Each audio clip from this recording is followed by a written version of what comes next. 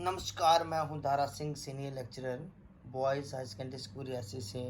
तो आज हमारा टॉपिक है laws of chemical combination. Chemical कैसे कंबाइन होते हैं, उनके लॉज। तो हमारे पास पहला लॉ है यहाँ पे, law of conservation of mass. Law of conservation of mass, it states that during any physical or chemical change, the total mass of the products is equal to the total mass of the reactants. In other words, matter is neither created nor destroyed during any physical or chemical change. ये law हमें ये बताता है कि जब भी कोई physical या केमिकल चेंज होता है तो total mass of the product वो बराबर होता है रेक्टेंट्स के मास के बराबर, या फिर इसको हम ऐसे भी बोल सकते हैं, in other words matter is neither created nor destroyed during any physical और केमिकल चेंज। जब भी कोई फिजिकल या फिर केमिकल चेंज होता है, मैटर ना ही डिस्ट्रॉय होगा और ना ही वहाँ पे क्रिएट होता है, ना ही डिस्ट्रॉय होगा ना ही क्रिएट होगा। Experimental verification of law of conservation of mass. Landolt experiment.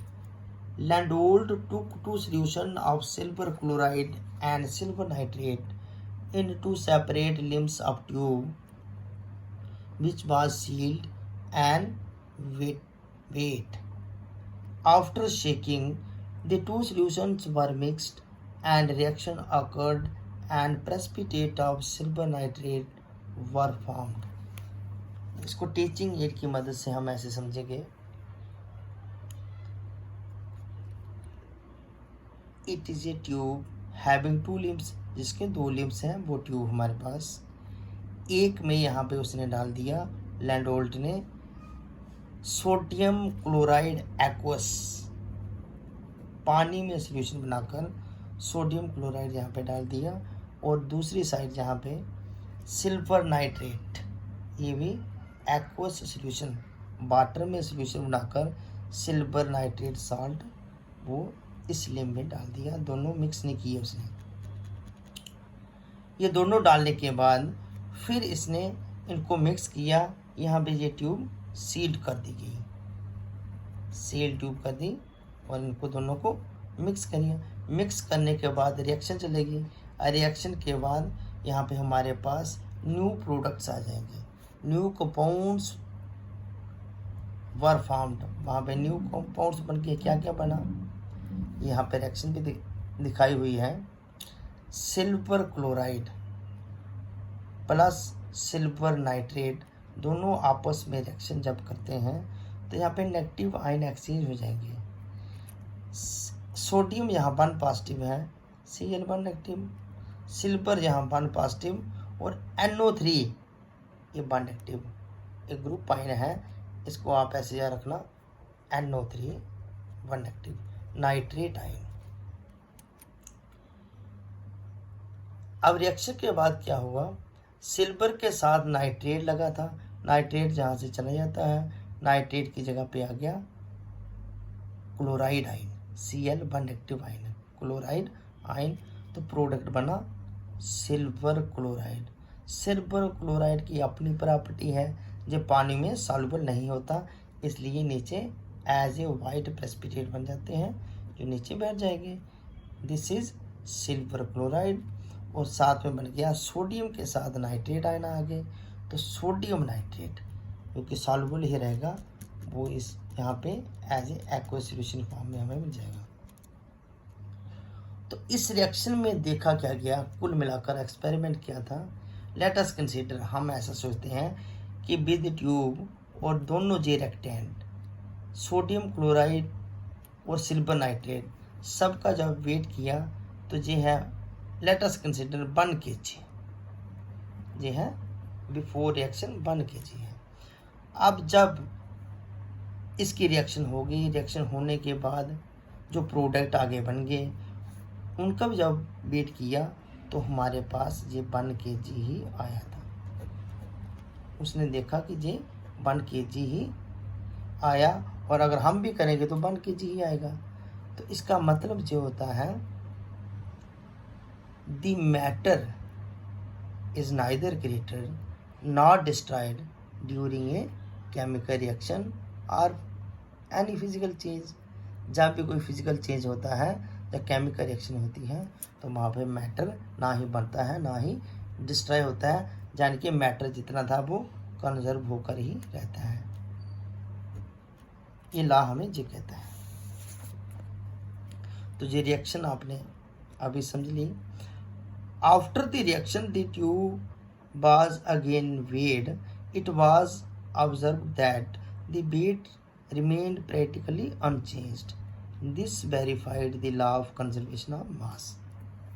तो नेक्स्ट है आगे भी समझने वाला topic, law of constant composition.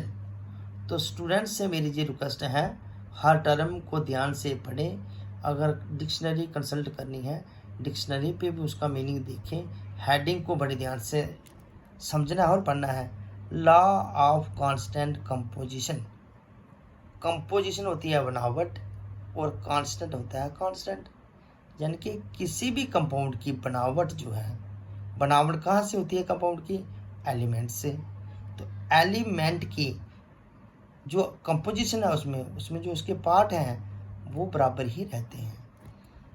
This law states that a pure chemical compound always contain the same elements combined together in the same definite proportion by weight और by mass. ये law हमें ये कहता है, कोई भी प्योर केमिकल कंपाउंड होगा उसमें एलिमेंट जो कंबाइन हुए हैं, जो एलिमेंट्स कंबाइन होते हैं, जिस तरह से मैं बात करूँगा अभी, कार्बन डाइऑक्साइड, कार्बन डाइऑक्साइड में एक कार्बन एटम है और 2 ऑक्सीजन के एटम है। Carbon dioxide has 1 carbon atom and 2 oxygen atom.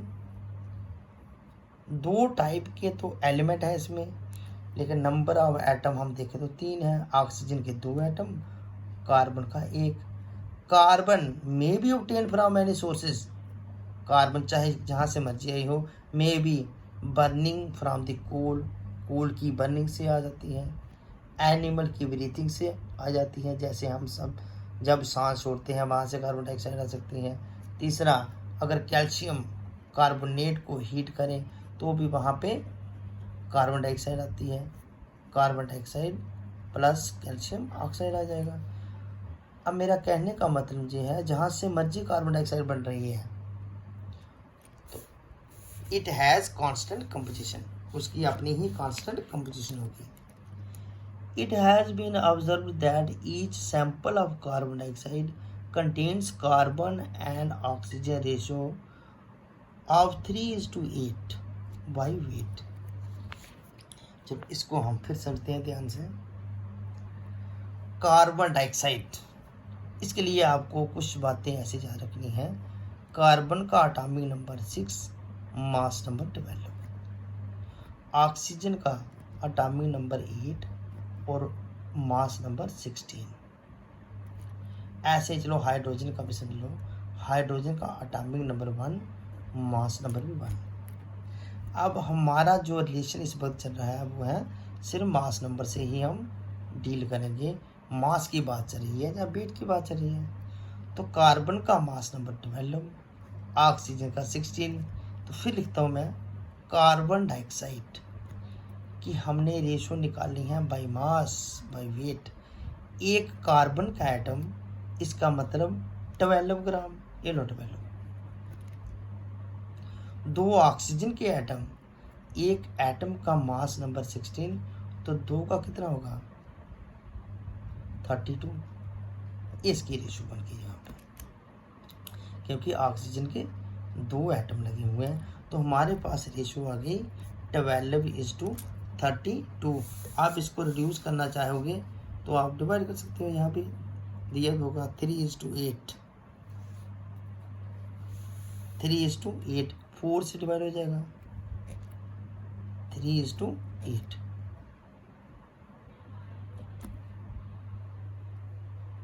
3 × 4 12, 8 × 4 32। तो फिर रेशो इस तरह से आ गई 3:8, चाहे 12:32 बोलो, चाहे 3:8 रेशो। तो कार्बन डाइऑक्साइड कहीं से भी आएगी उसकी रेशो 3:8 ही होगी by mass of carbon and oxygen. ऐसे ही एक और एग्जांपल लेते हैं, वाटर। वाटर में हाइड्रोजन के 2 एटम लगे हैं, ऑक्सीजन का 1। मैंने अभी आपको बताया ऑक्सीजन का मास नंबर 16, हाइड्रोजन का मास नंबर 1। तो 2 एटम हाइड्रोजन के, तो 2 मास बन गया। फिर ऑक्सीजन का 1 ही एटम लगा है, 2:16। इसको आप इस तरह भी करते हो, यहाँ पे 1 आ जाएगा, तो यहाँ पे 8। यानी कि वाटर में हाइड्रोजन और ऑक्सीजन की रेशो 1:8 है।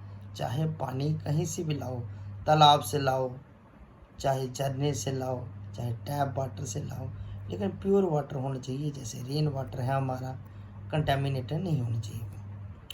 तो वाटर की रेशो आ गई 1:8। यही है जी लॉ। चलो थर्ड लॉ फिर करते हैं, वीडियो लंबी हो जाएगी। Thanks and have a nice day.